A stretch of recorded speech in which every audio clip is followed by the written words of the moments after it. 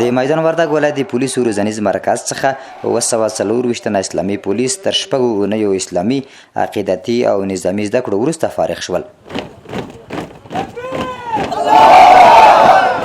دوی په مجموع کې تکتیکي، عملیاتي، تشریفاتي، حقوقي، جنایي، یعنی هغه شی چې د پولیس دپاره په ورځنیو چارو کې د وظایفو کې په درس خوري او دوی د جرم او مجرم سره مبارزه کوي، نو هغه موږ ورته وښودله. اوس د دغه نظام څه وفاداري پکار ده،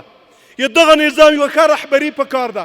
یا دغه نظام چې د چا په معاونت راغلی د هغو څه همکاري پکار ده، په هغو باندې شفقت پکار دی چې دغه ملت ورونو چې دلته روزل کېږي سبا بله ورځ به تاسو څئ دغو ملت ته به ورڅو چې 100 کاله موږ تاسو په کورو کې ساتلي یو. فارغ شوي سرتیري وایي په تېرو 6 اونیو کې ډېر څه زده کړي دي او ولس ته ډاډ ورکوي چې د سر مال او عزت ساتنه به یې کوي.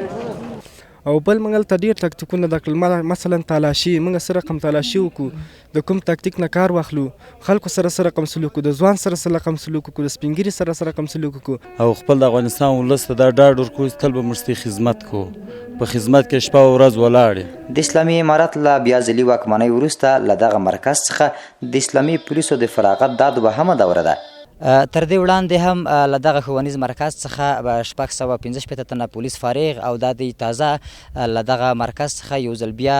د 215 په شاوخوا کې پولیس ټولنې ته وړاندې شول. رفیع الله ارمان، د افغانستان ملي راډیو ټلویزیون، میدان وردګ، د پولیسو روزنیز مرکز.